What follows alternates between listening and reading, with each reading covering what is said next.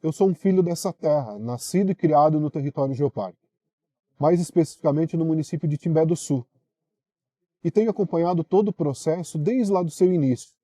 Um apaixonado por essa região que começou a ouvir sobre a temática lá no início dos anos de 2007.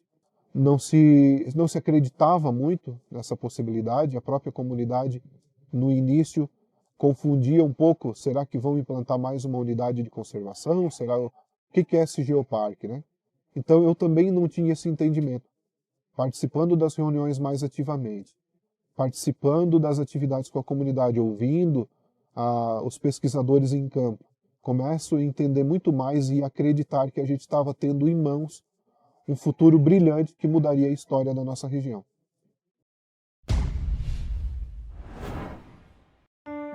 Na região sul do Brasil, nos estados de Santa Catarina e Rio Grande do Sul, integrando 7 municípios, estende-se o Geoparque Mundial da Unesco, Caminhos dos Cânions do Sul. Você, para fazer o mapeamento, você tem que conhecer o território, conhecer principalmente os processos, né, o que você vai mapear. E isso às vezes não é de um momento para outro. O mapeamento que a gente faz, ele representa também uma dinâmica. Então você tem que ter conhecimento não só daquele momento, mas de todo o processo. Aqui no território do Geoparque, a gente pode subdividir em 4 compartimentos, né, bem diferenciados, bem distintos. Nós temos o Planalto, que hoje está encoberto, né, que está acima das escarpas. Depois nós temos as escarpas, que são paredões mesmo. Nós temos os patamares, que são esses morros aqui. E depois nós temos a planície. A planície e as escarpas são as 2 áreas mais dinâmicas assim, da natureza mesmo. Tá? Elas são dinâmicas muito intensas e com mudanças muito repentinas e bruscas, principalmente a planície. Os rios daqui eles são condicionados, eles têm suas nascentes na escarpa ou no planalto, né? Então eles são condicionados às precipitações, às chuvas que ocorrem naquelas áreas. Aqui quando chega na planície, eles depositam o material, então eles navegam sobre os próprios depósitos e eles mudam à medida que, dependendo da quantidade de precipitação. Então é normal você ter um rio seco, né? Mas a água ela está abaixo dos depósitos, desses sedimentos, como é normal ter uma caudal, um volume de água muito repentino, que são as enxurradas. Então essas planícies são formadas por processos desse tipo. A gente vê o tamanho desses blocos, eles não estão sendo transportados, é uma enxurrada maior que transportou e que depositou aqui. Então são áreas muito dinâmicas. Essa dinâmica que precisa ser conhecida para se ocupar esse território, principalmente nós precisamos conhecê-lo para poder fazer o mapeamento, né?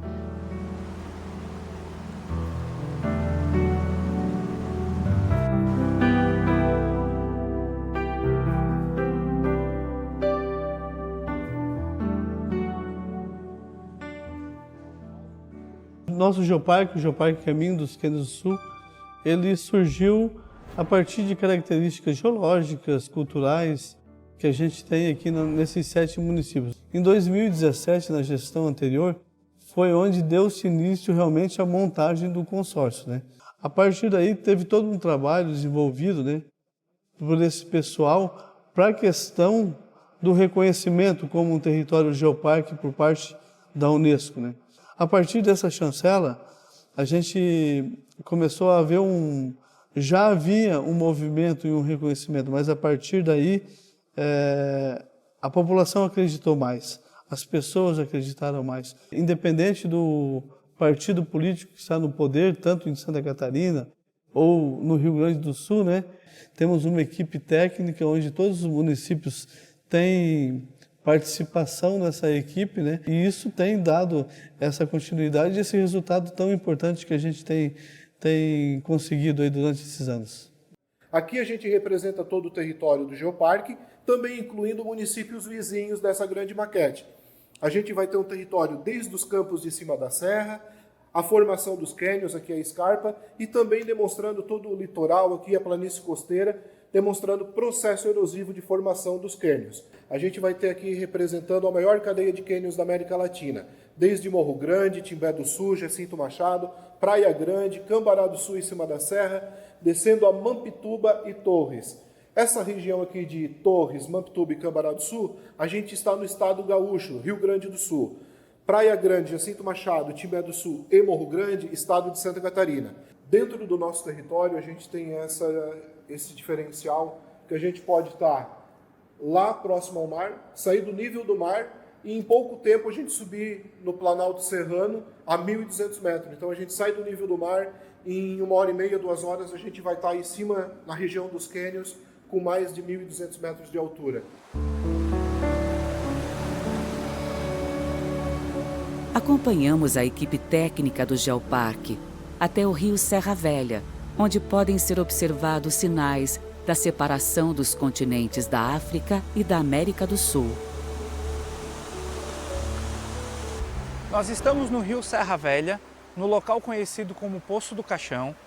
E esse local aqui ele é interessante porque aqui nós temos o rio Serra Velha erodindo os arenitos da formação Botucatu, mas essa erosão ela acontecendo condicionada por planos de fraqueza da rocha, que são essas falhas, essas fraturas que a gente vê em 2 direções nas rochas. Nesse local aqui a gente consegue ver essas 2 faces bem claras e essas fraturas, esses locais quebrados na rocha, essas descontinuidades, elas são relíquias do processo de separação continental, da fragmentação do Gondwana, que propagou direções diretas no eixo de abertura e perpendiculares a ele, e essas direções elas vão condicionar, elas vão orientar a erosão desde pequenos exemplos, como aqui na calha do rio, até a formação dos cânions e dos morros esporões, dos morros testemunhos que se desenvolvem e se projetam a partir da escarpa do Serra Geral.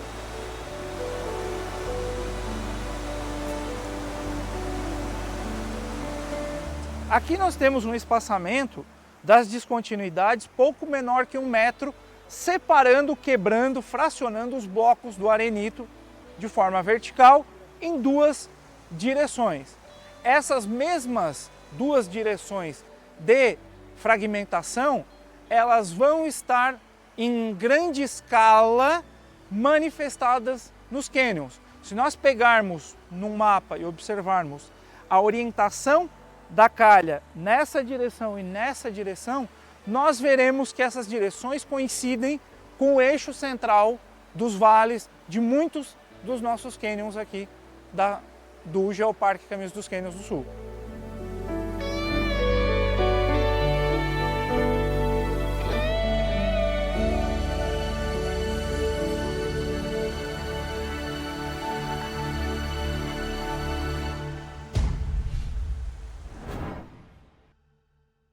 O Geossítio Paleotoca das Três Barras, no município de Morro Grande, uma das maiores estruturas do território Geoparque.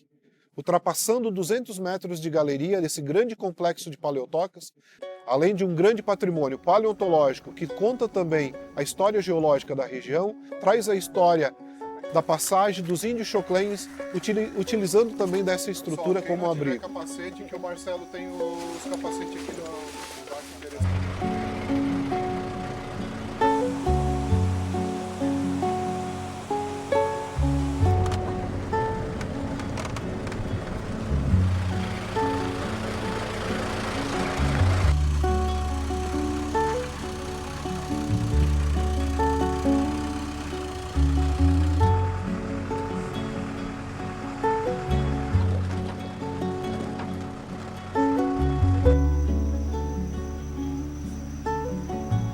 Acho que fica bem nítido ali em cima, tem aquela curva assim, que forma bem no rosto do cavalo.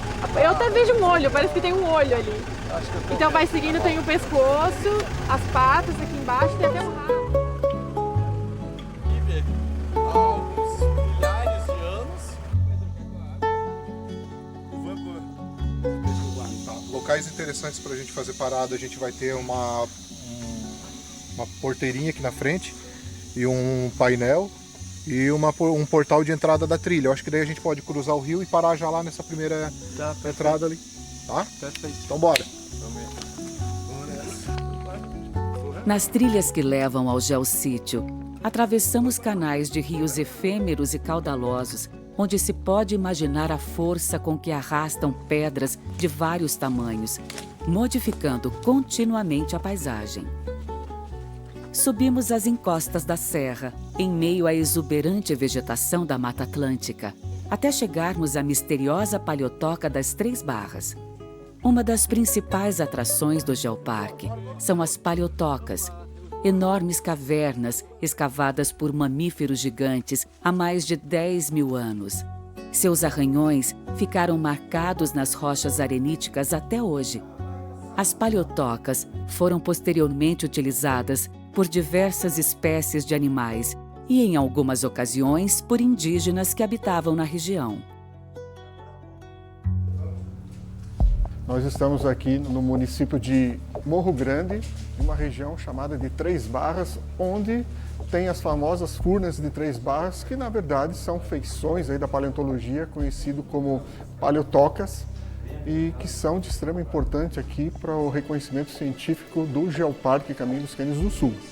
Essas cavernas a gente ainda não tem certeza absoluta de quando elas foram feitas, mas há pelo menos 10 mil anos elas existem. E foram feitas por grandes mamíferos que habitavam essa região, conhecido como megafauna. Mas principalmente dois principais organismos, preguiças gigantes e tatus gigantes.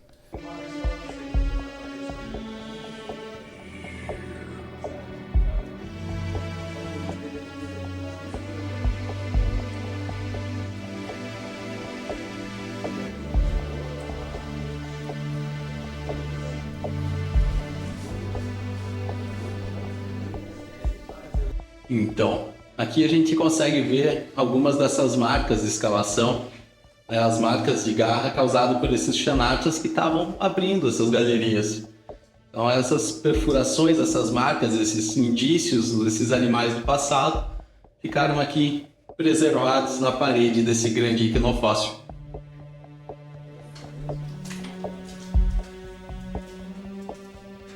Paleotocas são muito comuns na América do Sul. Mas aqui na região do Geoparque, a quantidade que tem em áreas relativamente pequenas torna essa região especial. Tem sim muito no Brasil, mas não tão concentradas, como exemplo essas furnas aqui de Três Barras, que vocês podemos observar aqui vários túneis interligados, sobrepostos, entrecortados, né, que mostram que existia uma comunidade bem ativa aqui desses mamíferos, que ficaram fazendo essas escavações, não foi de um dia para o outro, isso foi, às vezes, gerações desses animais que ocupavam o mesmo espaço e iam aumentando constantemente eles, e até espécies diferentes que ocuparam túneis abandonados por outros grupos desses grandes mamíferos. Então a gente tem aqui um registro fantástico de uma grande atividade de mamíferos gigantes que existiam nessa região.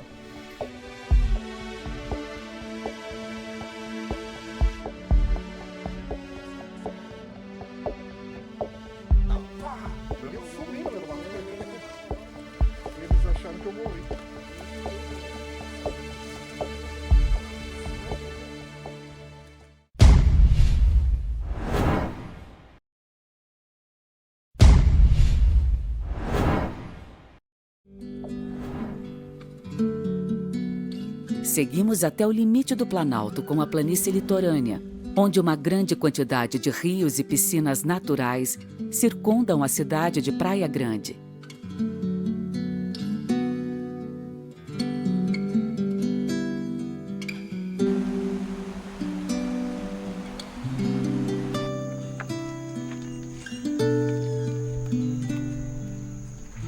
Muitos se perguntam por que Praia Grande recebe este nome, né? Praia Grande, porque não temos praia de mar.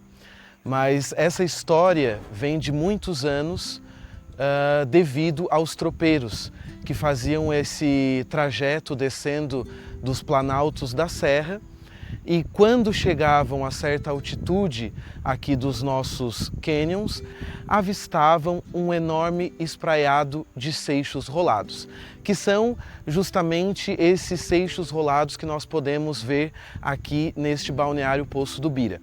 Então, na comunicação entre os tropeiros, eles sempre diziam, né?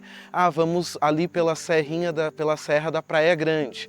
E foi assim que batizaram esta cidade com este nome.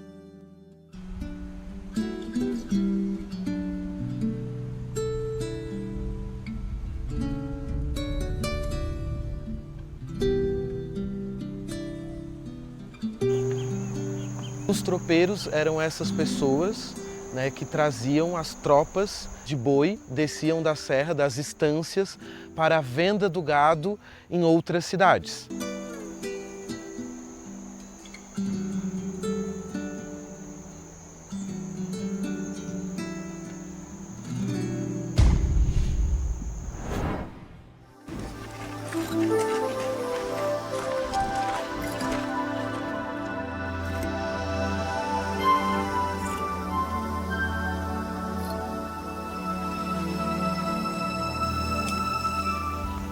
Próximo à cidade de Praia Grande, chegamos ao fundo do Grande Cânion Malacara, que fica dentro do Parque Nacional da Serra Geral.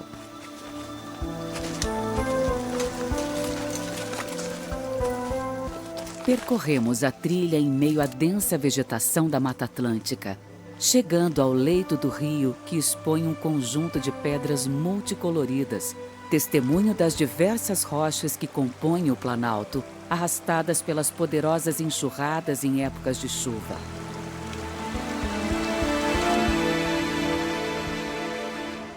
Os visitantes podem percorrer este canal cheio de belezas e curiosidades, se aventurar nas piscinas naturais e observar a variação da vegetação devido à diferença de alturas.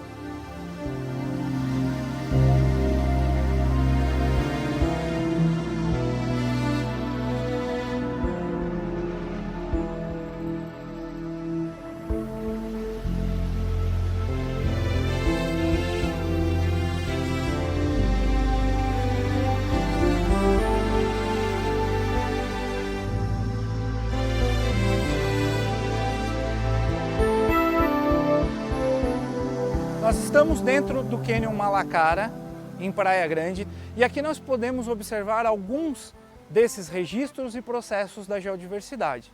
Atrás de nós está o Cânion Malacara, e nós podemos, ao observar o paredão rochoso, identificar uma série de linhas horizontais marcadas por uma quantidade maior de vegetação desenvolvida.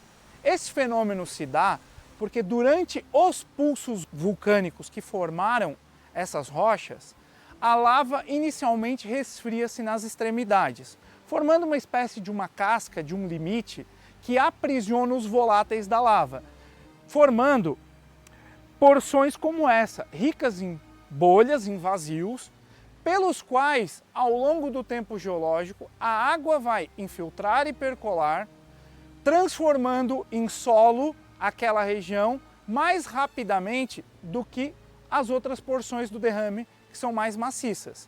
Isso favorece um desenvolvimento maior, um estabelecimento maior de vegetação nesses níveis, marcando para a gente, nos paredões dos cânions, os diversos fluxos vulcânicos, os diversos pulsos de derramamento de lava que construíram esses depósitos vulcânicos que a gente está vendo aqui.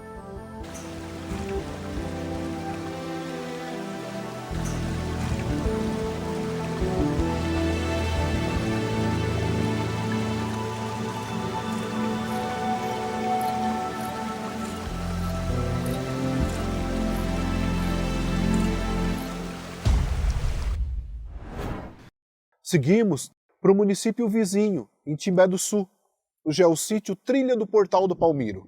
Um ambiente fantástico, mais uma grande paleotoca de aproximadamente 60 metros, somando suas galerias. Galerias essas que chegam a 4 metros de largura, com pouco mais de 2 metros de altura, que guardam no seu interior gravuras rupestres que demonstram a passagem de pelo menos 3 povos indígenas em épocas distintas, cobrindo as paredes e o teto dessa grande estrutura. Um ambiente fantástico que traz a história e a cultura da região, valorizando esse grande patrimônio paleontológico, arqueológico e toda a biodiversidade que envolve aquela região toda.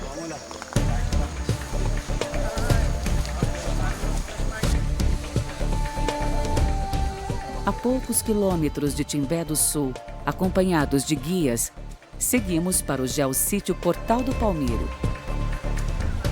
Porque eu sou descendente de indígena, né? Sou descendente de bugre. Então o problema do bugre era pegar a presa, como diz o português, caçar para comer, né? Então lá no Hospital de Fazenda sempre foi essa tradição. E sempre andar armado, porque tinha muitos animais perigosos na época, né? Então a gente tinha que estar armado. Com 7 anos eu já estava ajudando a cuidar de fazenda. Hoje eu tenho dó de quem abate um animal. Então eu quero pedir desculpa para vocês, porque nem toda vez a gente está. Hoje não era para acompanhar vocês, eu estou meio enfermo, mas graças a Deus cada um está conseguindo. E a gente esteja bem ainda. É uma história de... Obrigado.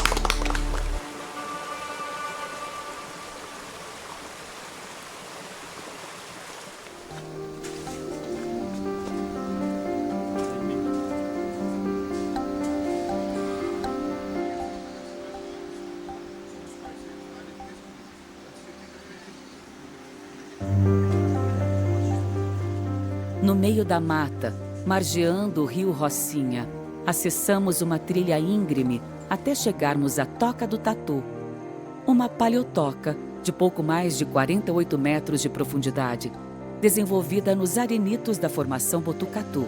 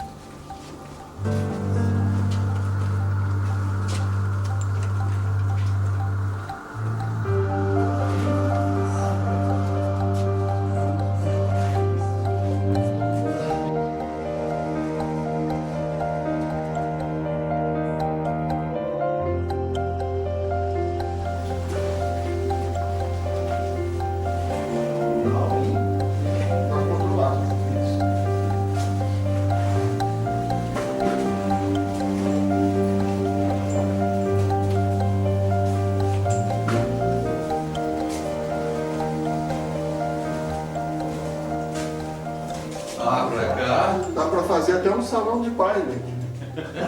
Mas não convém estragar a natureza, né? Mas boa parte dessa altura isso aqui é desmoronamento, né? Sim. Eu ia fazer um comentário agora. Nós estamos utilizando o capacete por uma questão de segurança na visitação de túneis. E do ponto de vista de segurança desses túneis, esse aqui é um dos locais mais perigosos que a gente tem. Que a gente está na paleotoca que já foi conhecida como a Toca do Tatu, né?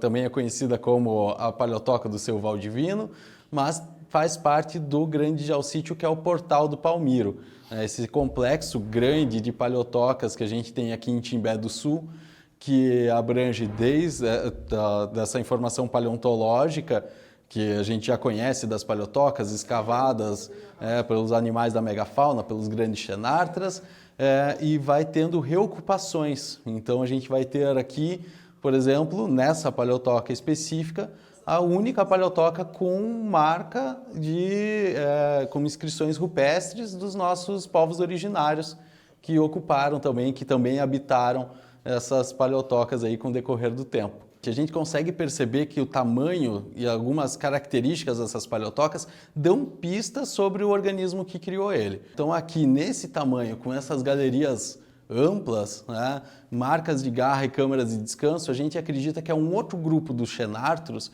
que são os conhecidos bichos preguiça gigante. Né?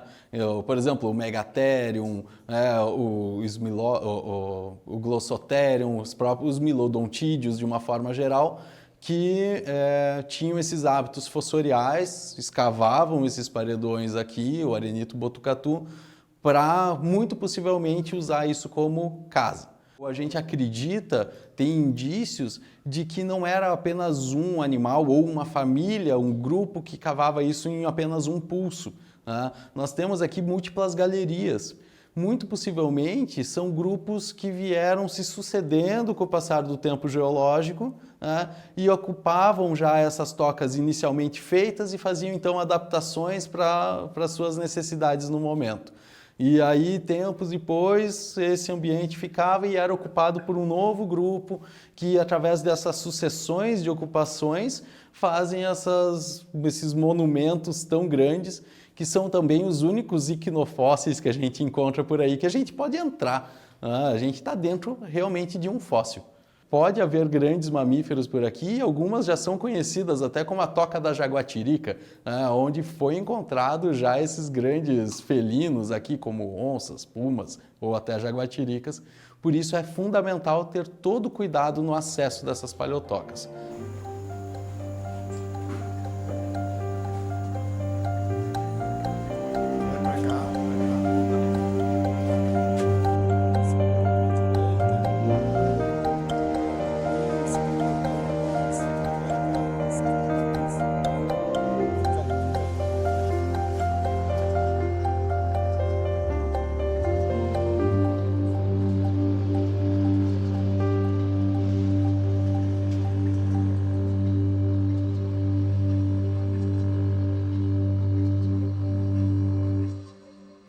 Uma das maiores singularidades aqui dessa paleotoca são os registros arqueológicos, que estão aqui gravados nessas paredes, foram gravados pelos nossos povos originários, e os padrões que nós identificamos são os padrões zigue-zague, né? Os padrões longitudinais encontrados também, né?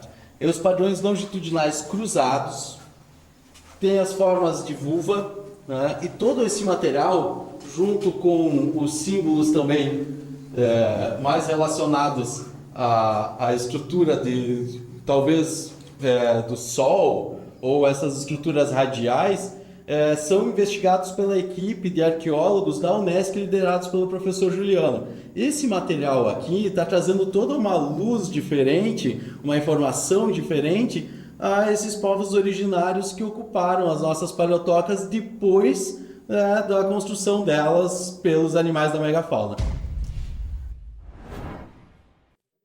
Eu costumo dizer que o nosso território, o nosso projeto, o nosso grande trabalho, ele só deu certo porque ele é feito por muitas mãos. É o poder público, o político que foi eleito para representar o povo dentro do seu cargo, sem abraçar a bandeira política, se unindo, a comunidade se unindo, e o melhor de tudo, os políticos que estavam à frente do poder público naquele período e que se manteram também depois acreditando na proposta, cediam profissionais do município para compor a equipe técnica, a qual levava para os seus munícipes o conceito de geoparque e aplicava dentro dos seus municípios e em todo o território o conhecimento. Um grande trabalho que se estendeu ao longo de alguns anos até chegar o momento de enviar a candidatura. Chegava o momento aonde a gente mudaria a história da região.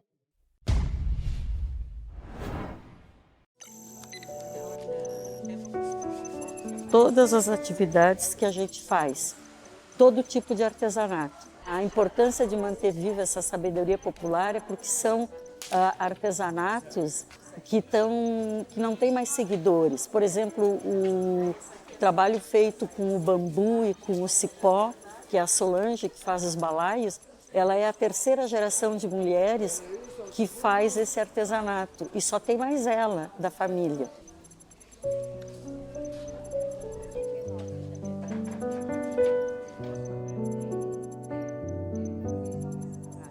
E agora nós estamos mais direcionados a trabalhar a fibra da bananeira e a massa da bananeira.